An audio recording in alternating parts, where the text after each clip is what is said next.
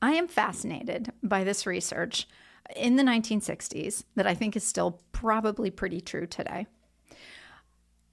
This communications expert studied how we interpret communication and how we understand communication. And he found that only 7% of the communication that we interpret is through verbal communication, through words.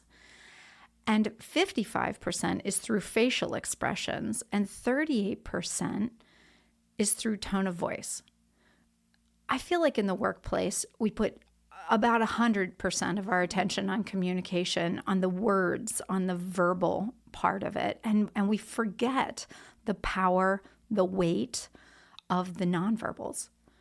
So I thought today on The Behaviorist, we could explore nonverbal communication at work, how it's influential, how we're using it to have voice, even when we don't have voice.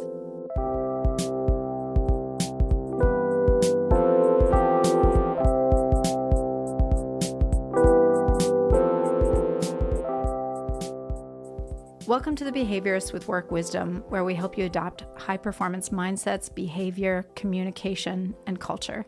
I'm your host, Kedren Crosby. We're thrilled, honored to have both Hunter Smith, our Director of Communication. Communications. Yes, and to talk about communication. And then Sarah Colantonio, our founding partner and president, who was a professor of communication for, was it 20 years?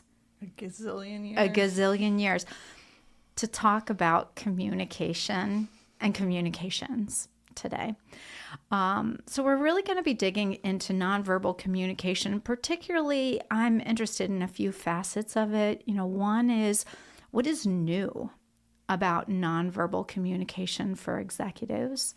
I'm also really fascinated by how perhaps Gen Z is using nonverbal communication to tell us what they want.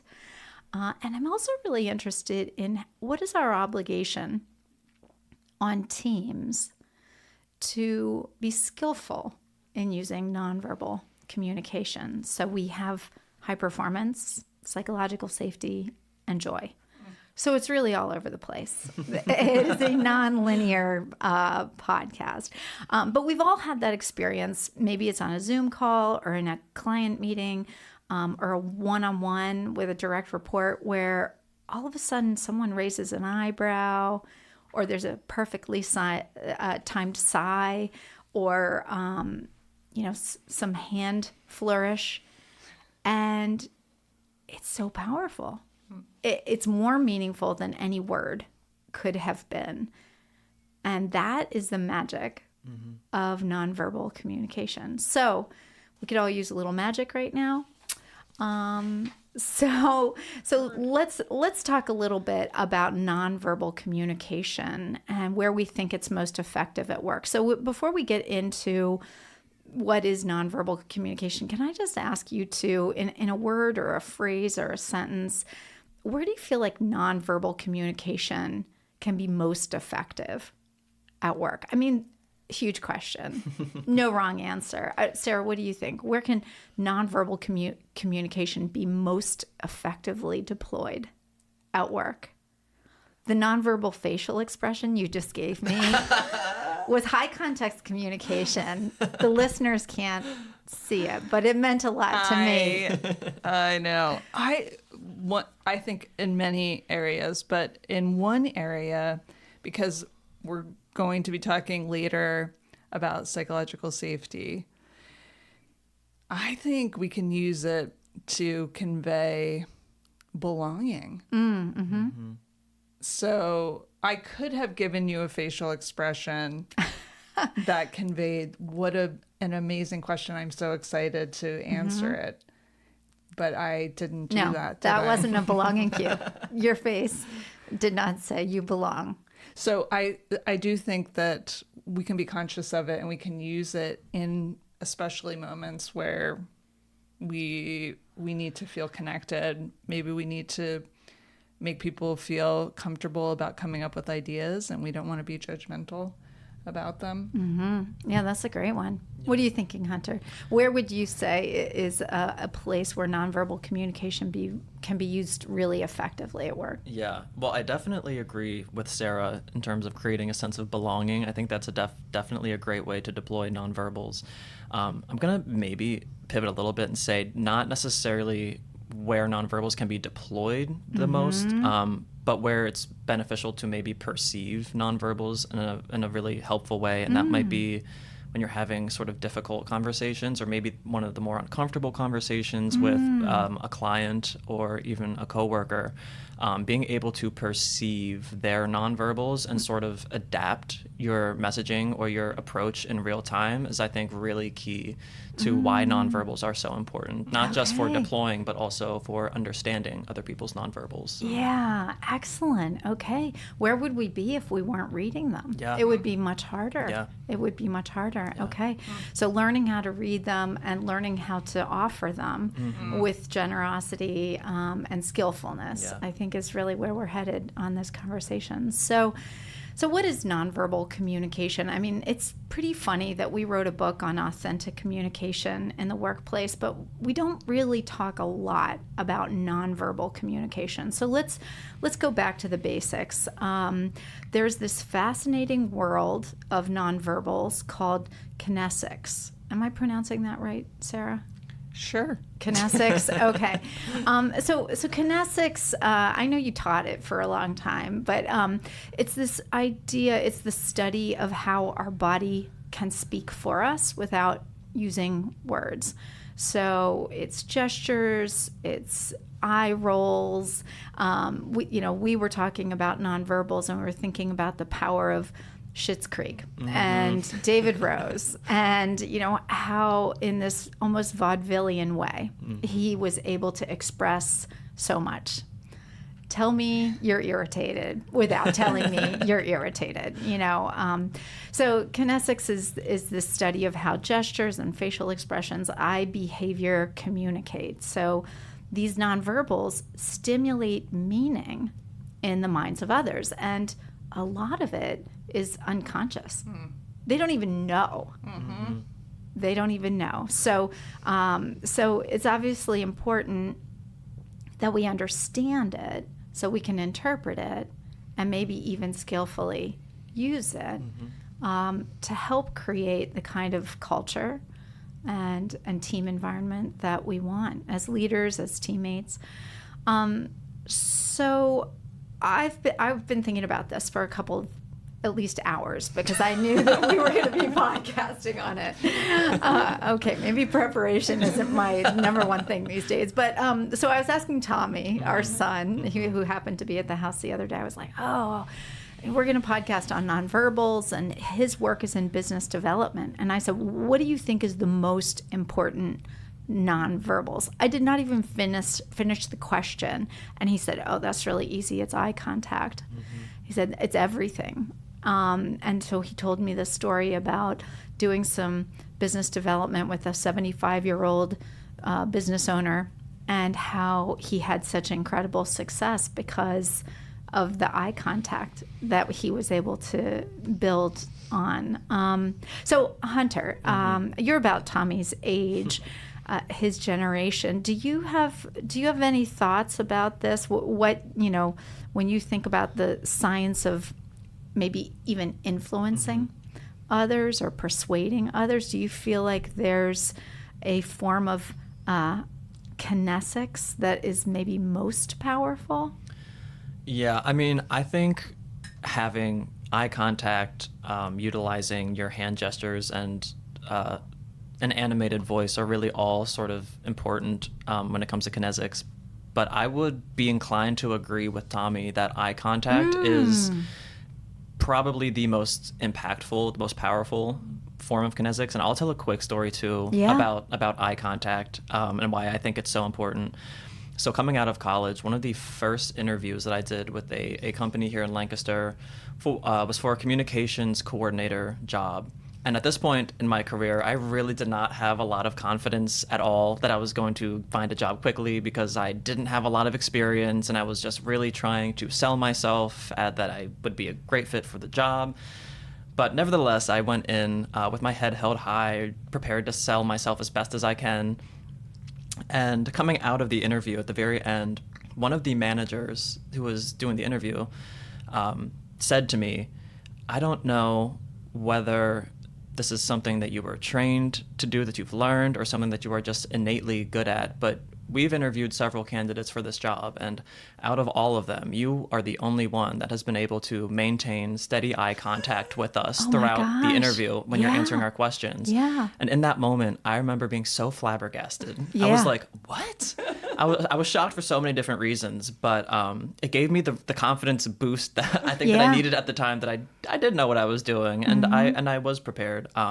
Did you get the job? I didn't end up getting the job, but he did give me credit for it at the end of the interview for being the only candidate that was able to maintain eye contact. And so I do think that sort of goes to show how powerful just maintaining eye contact with people can be, because I think that's something people maybe are increasingly forgetting to do these days. Yeah, I read something about that. I don't have any statistics on it, but yeah, it is something. I think that with phones and screens, we are losing the skillfulness to have that sustained eye contact. There's so many different elements of kinesics. There's the facial expressions also, and we mentioned David Rose, but there's gestures. There's something called emblems also. These are basically universally understood signs of concepts, like a shrug. Everybody gets what that is, or a V with your fingers for victory. There are these things called illustrators also. So these are nonverbals that reinforce a word. Like if you make the L sign over your forehead, you all know what that means. Not that we would ever do that here at Work Wisdom. There's also this other interesting thing called regulators. So regulators are nonverbals that I'm thinking maybe are most potent in my work as an executive coach.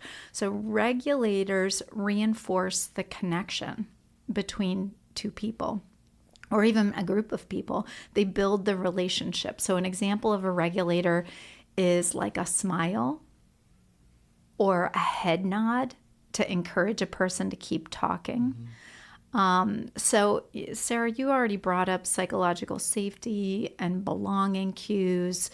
So I'm putting a lot of attention on regulators in my own nonverbals now that I have a word for what that is.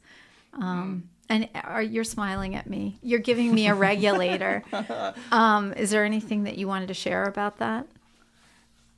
Are regulators also part of like touching? Like if I touched your arm as an encouragement? Oh yeah. You know what? I don't know. But that would be a nonverbal, wouldn't it? Yeah. Yeah. That was the next section in the textbook. Oh, did I push ahead? I just didn't rate it. I remember reading some research where they did the study. Hunter used to wait tables, right? Okay. That servers who lightly touched the customer, lightly, okay? I mean, because touch can be a tricky thing with nonverbal communication, boosted their tips by some amount that I need to go back and check. And I think that is part of regulating. It's like, I like you. And it's very subtle. It was even, and they did it with librarians too. They had librarians do this thing with students where just lightly touch. And the students reported having a better experience at the library. Didn't remember being touched, but there was that feeling of, oh, this person must care about me. But I remember going out to eat around the time where this research came out, and the server touched my shoulder, and I was like, did he read this? Because he needs to hands off. Did you punch him in the face? Yeah, I totally punched him. That was not a belonging cue. No. I mean, I didn't tip him as well because it just goes to show how tricky nonverbal communication could be because, yes, the research was showing that, but also it seemed obvious and awkward. So, well, which goes back to authenticity. yeah. Which, whatever it is, it needs to be authentic, Yeah. because we're so good at being able to read when it's not. Yeah. And really pretty grossed out by that. Enough to not tip someone or not hire someone. Oh, I still tipped, by the way. I just didn't give him a big... Not as big. Yeah. Sarah's a big tipper. It was just 25% instead of 50%. Okay, all right. Well, so let's keep moving, and let's think about these other facets of nonverbal communication. So, Can I jump in? Yep. I just want to speak to how powerful eye contact is. I know I'm taking it back, but have you heard of Marina Abramovich, Sure. the performance artist? Do y'all remember there was a documentary about her a number of years ago on HBO, and her performance art was sitting in the museum of something. I think it was modern art. Okay. And whoever sat across from her would look at them in the eye. And people cried. Bawled. Yeah.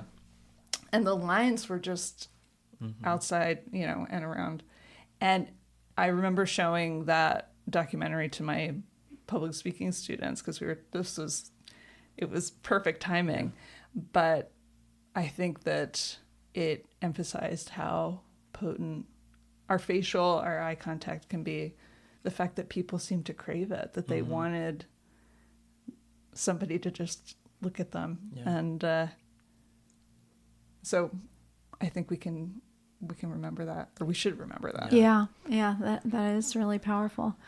Yeah, I think she was coupling that with authenticity and unconditional positive regard. If I remember watching that, she was, as our friend Joey McMonagle would say, Care Bear beaming at a person with unconditional positive regard. Well, so back to Schitt's Creek, right? It's getting too serious there. So David Rose, all right. So he was a very effective pop culture example of nonverbal communication, specifically facial expressions. His eye movements, those eyebrows, also his father's eyebrows, but the hand gestures, it was really something that I don't know if he reshaped the culture, but maybe some of us changed a little bit, and maybe even at work. So I'm just going to ask you an opinion question. Do you feel in the last couple of years that people are becoming more expressive with their facial expressions?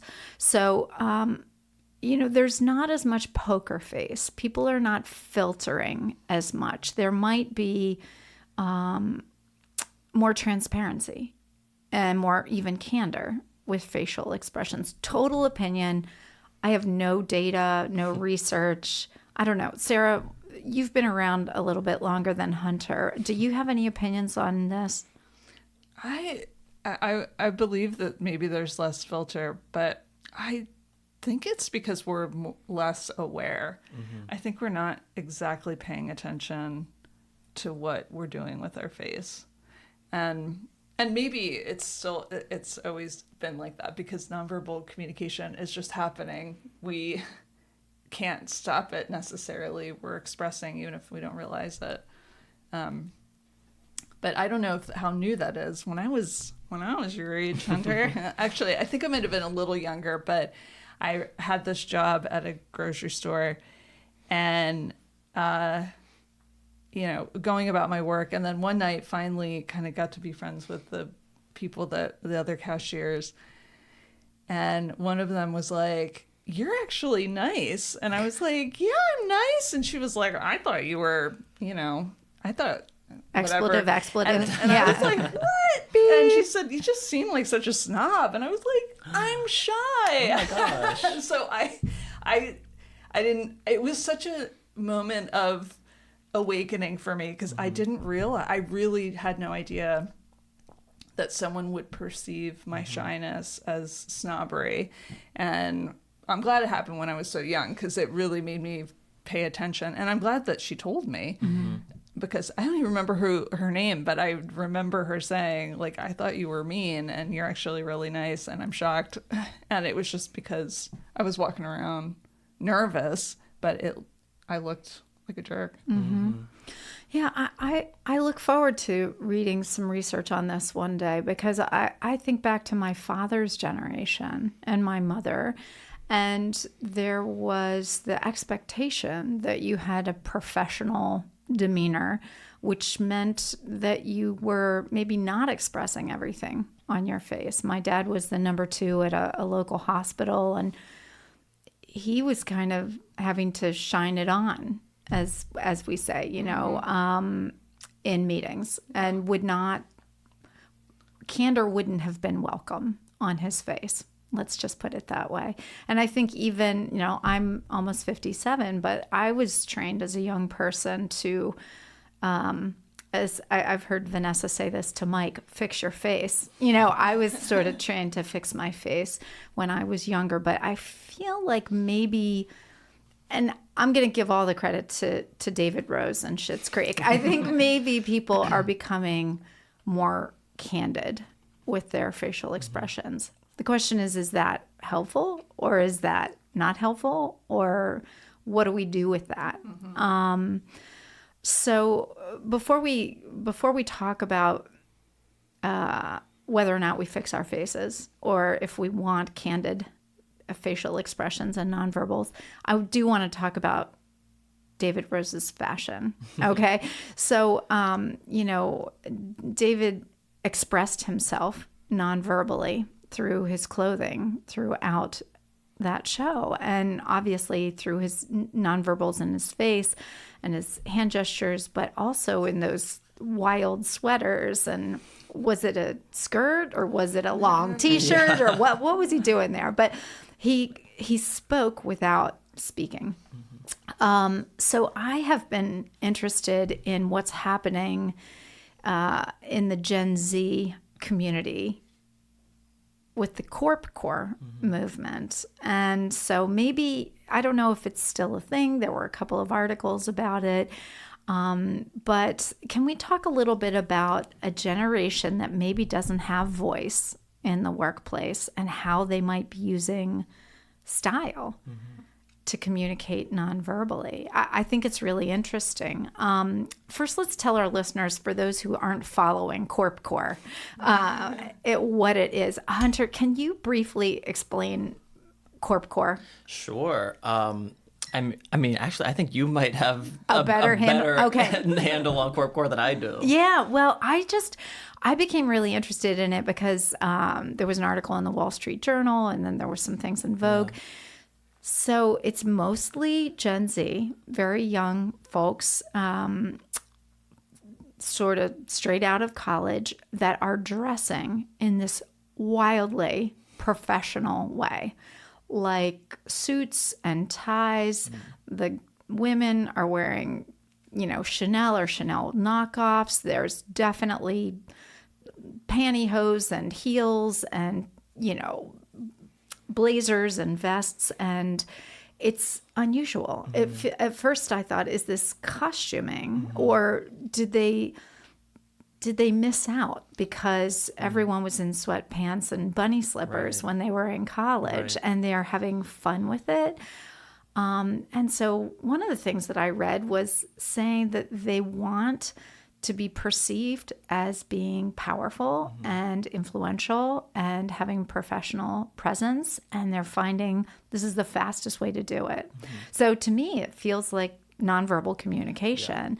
Yeah. They're not in the boardroom yet. They're not in positions of power, but they're dressing.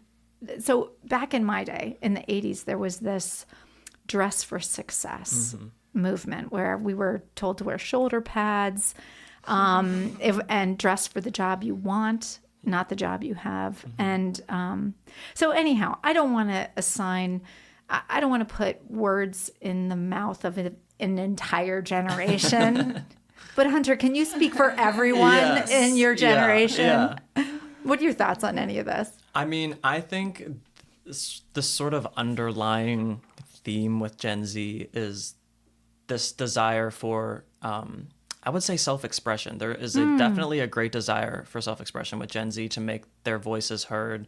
And I think with entering the workforce, there is also this sort of mindset, again, not to speak for an entire generation of people, you can do it. but generally speaking, there is this sort of mindset of just changing the precedent, regardless of what the precedent has been set as. Gen Z has this mindset of, we have our own way of thinking. We have a new way of thinking even. And there, I think, might even be a little bit less of a desire to simply follow norms because that's simply what the norm has been for so long. And so I think we see this sort of just differentiation. Differentiation? Yeah. That's sound that out for a second. In Gen Z, this willingness to just be bold and create change. And so I think Gen Z is just very willing to put themselves out there, and regardless of what the precedent is, they're gonna do things sort of their own way as much as they can. And I think they do that through their fashion primarily, because that's such an easy way to express themselves without actually having to say anything with their words. Yeah, I love it. I'm so enjoying it. Yeah. I love watching it. I just think it's really, I don't know, so refreshing. There's so much I'm enjoying about just the pushing, the polish, all my favorite things. Yeah.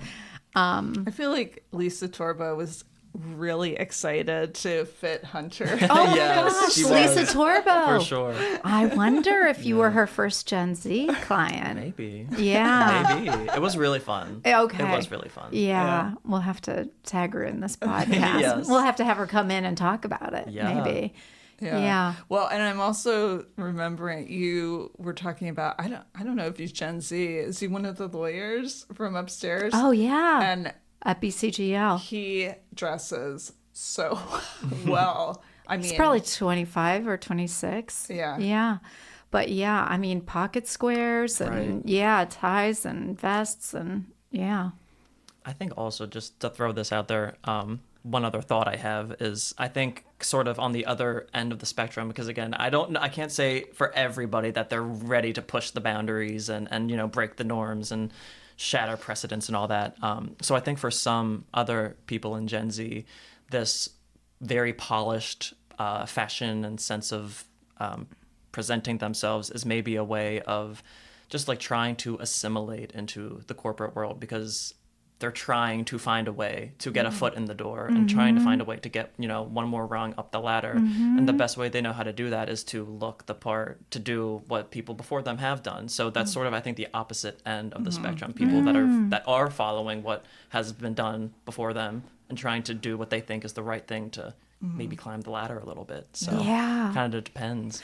Yeah, that is fantastic. Well, and also along with that, I read that Gen Z is the generation that wants to be in the office the most, which blew my mind when I read that, because I thought they would want to be remote more.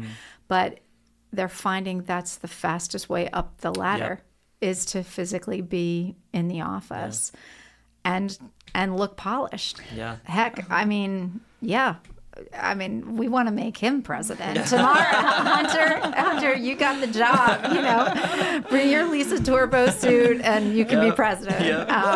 We're going to go retire. Oh my goodness. All right. Well, let's also talk about nonverbals with executive presence, because that's something else that's really sort of a hot topic in nonverbal communication. So there was this great article in Harvard Business Review last year called The New Rules of Executive Presence. And the author shared the results of her longitudinal study about what people perceive to be executive presence. So she studied executive presence and what people thought that meant in 2012.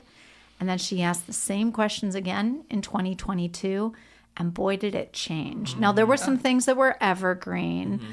People always want leaders who are confident. People always want leaders who are decisive. People always want leaders who can speak well. But there were some big changes in terms of what are ascending traits in the modern era. You know, a lot happened in that 10 years. The Me Too movement, the Black Lives Matter, COVID, that. A lot changed about what do we want. So one of the things that I think is really important as it relates to nonverbal communication is that we now want leaders who have a listen to learn orientation. That was not even on the board in 2012, but it was definitely in the top set of attributes for 2022. Also, authenticity made it onto the board in 2022, was not anywhere to be seen in 2012. So let's just talk a little bit about this listen to learn orientation. One of Work Wisdom's favorite TED Talks is this one by Celeste Headley. And she talks about how to have a great conversation.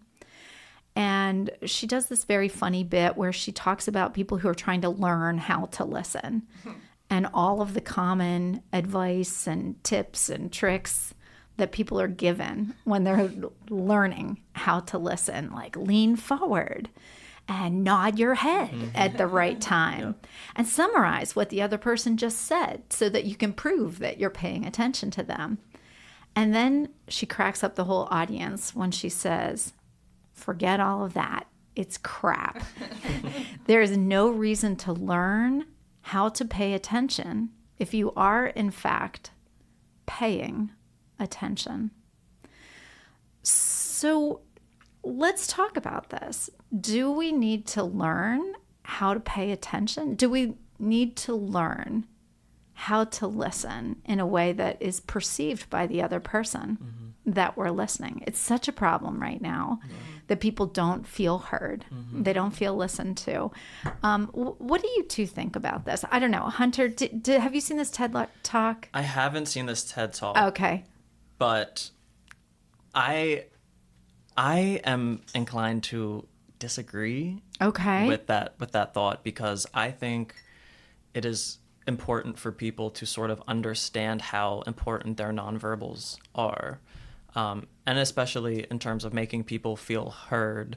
I think it's important to sort of provide that sort of context for the other person that you are paying attention, even if it is just a simple head nod or an affirmation, like like something like that in the conversation, rather than even just if you're talking to somebody about something very important and they're just sort of staring at you and not doing anything at all. Like, I feel like that might get a little bit unnerving at a certain point with zero sort of context about, like, did they space out? Are they listening to me? Yeah. Like, I think so. I think it is important to sort of, at least in a subtle way, acknowledge the fact that you are paying attention, that you are listening, rather than maybe doing nothing at all. But don't go overboard with it. Don't be like nodding your head vigorously with everything they say. You know, have some sort of subtlety with it. Yeah, I would agree with that. I feel like people are so different, and understanding what feels like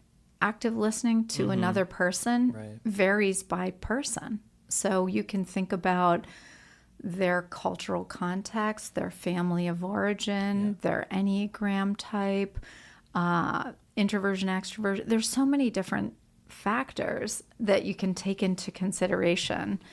So I love Celeste Headley, and I would never, to her face, disagree with her ever. Yeah. But I do think that listening is complicated enough based on how different the person is that you're listening to, that it might be wise to spend some time thinking about what is my strategy here.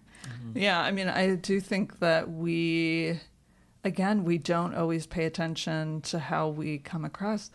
I was ready to really defend her statement, because I see her point. Yeah. That if you're coming into it with curiosity, you don't have to be as conscious. Like, you can, but I'll never forget, this was years ago doing a presentation, and I thought one of the participants hated it. I just, the look on their face. And when we did the checkout, they they went on this whole thing about how amazing it was and helpful and empowering. And my jaw was on the floor. I was so surprised. But I realized it must have been that their concentration face and listening face looked very eerily like, this is stupid. Yeah.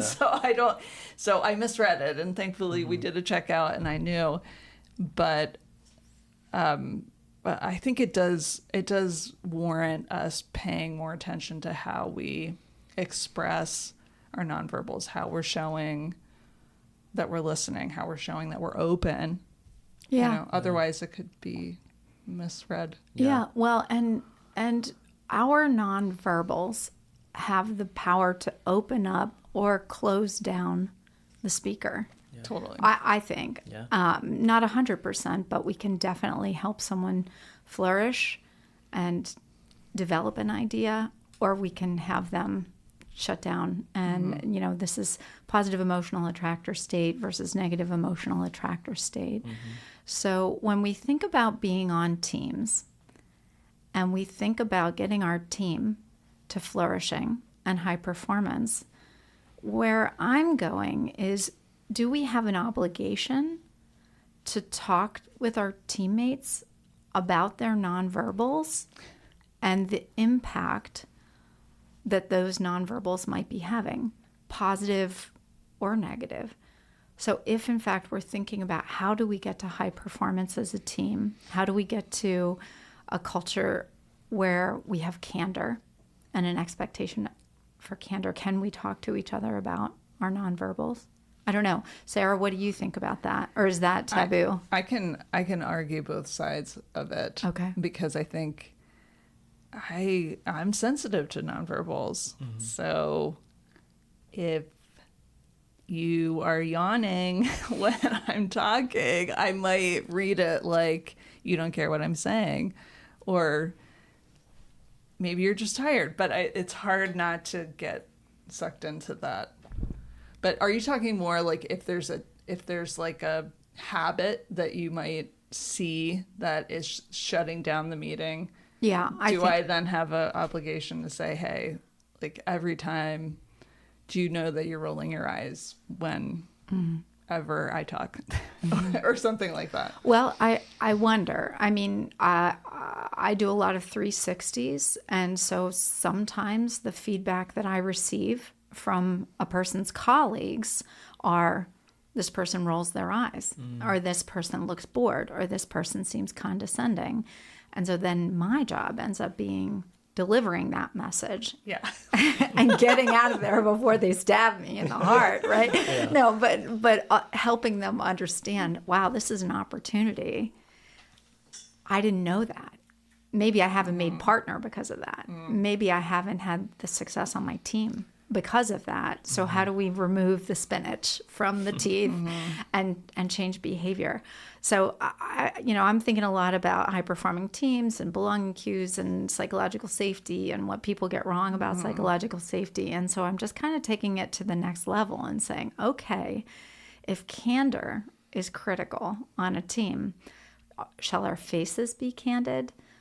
But are there impacts of nonverbals that are unintended that we need to get some feedback on? Yeah. So, and of course we're all different too. So I'm going down a rabbit hole. I don't know. Hunter, pull me out. What are you thinking about all this? Oh gosh, I think I am similar to Sarah in the sense that I'm sensitive to nonverbals, and I think that helps me more accurately sort of read the room with people, is that I'm able to sort of pick up on nonverbals, because I've also had experiences delivering workshops where somebody is maybe sitting there with their arms crossed and their eyebrows furrowed looking at me like, huh?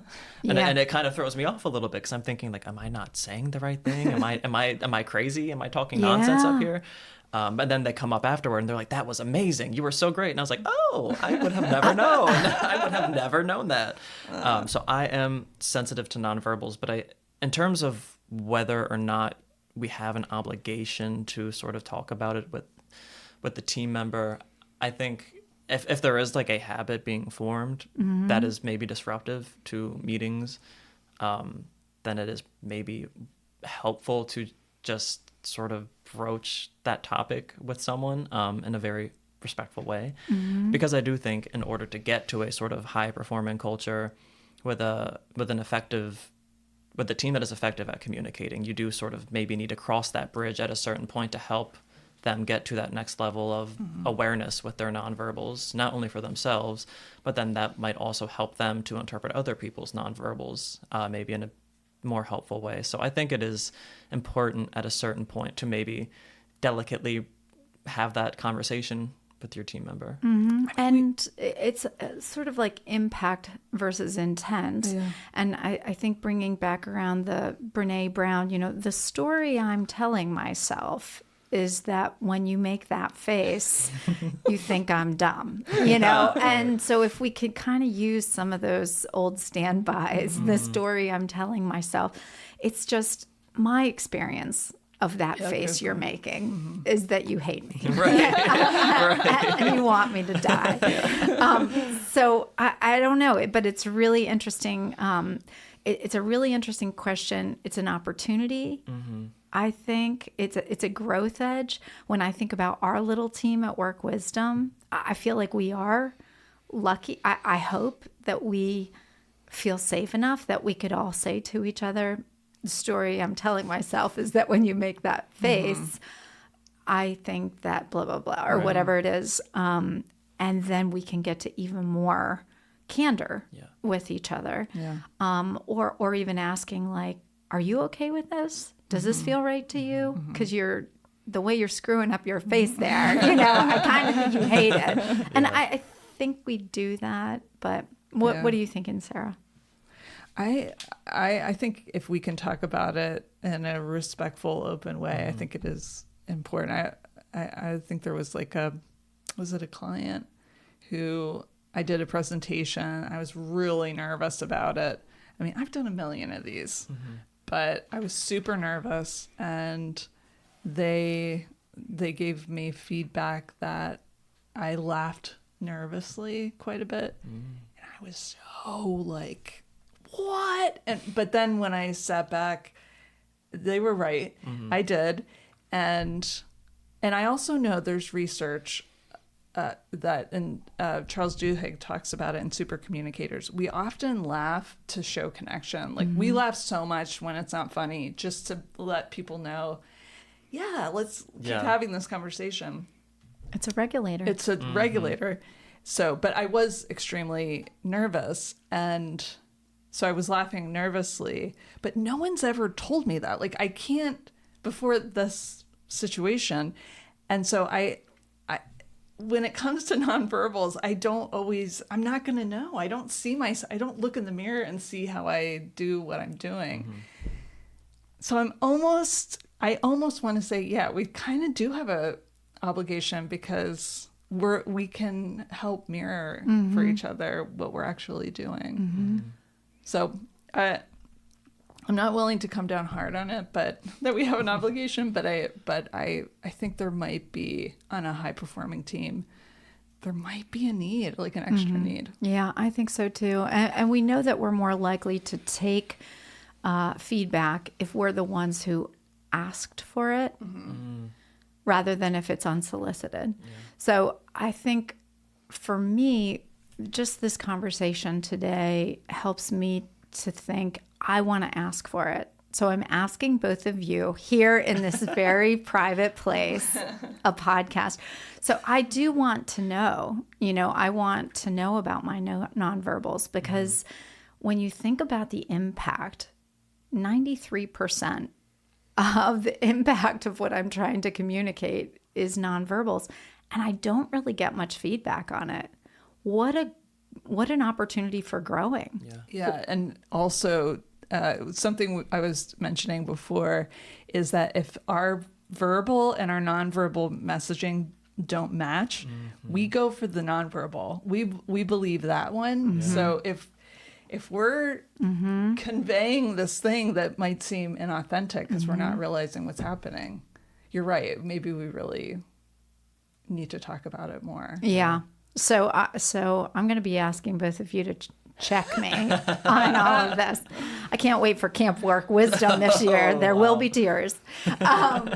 Okay, well, you know how people joke around, they're like, fix your face, or I think that is a great way to give feedback. That's fun. And it doesn't, if you told me to fix my face, I would be like, oh yeah, okay, straighten up. Like it would be a good reminder. I think it's a friendly way to do it. well, I actually think it's different than that. I think what I would like is for you to say, I can see that your face is bad. And, do you want to tell me what that's about? Okay. I mean, because I think what Amy Edmondson's getting to in her article in HBR this month is like, we actually want to know. Yeah. Now, if I say, no, I'm actually truly happy about the direction that you're taking the company, then you can say, well, then it's like Michael Cera in Juno, her face is just that way, it's just the way her face is. And then I can learn that about myself, and then I can correct my nonverbal. But I think it's more being curious about each other's nonverbals and trying to see all of it as germane for getting us as a team to high performance. So, well, I can't thank you both enough. It's just such a joy to work with both of you. Thank you. And thanks, listeners, for downloading The Behaviorist. We hope you subscribe. Please contact us through our website, workwisdomllc.com, where you can enjoy Work Wisdom Press and productions. You can explore our modern work tools, and there are some new ones coming out. And you can also let us know if there are topics that you'd like us to explore in future episodes.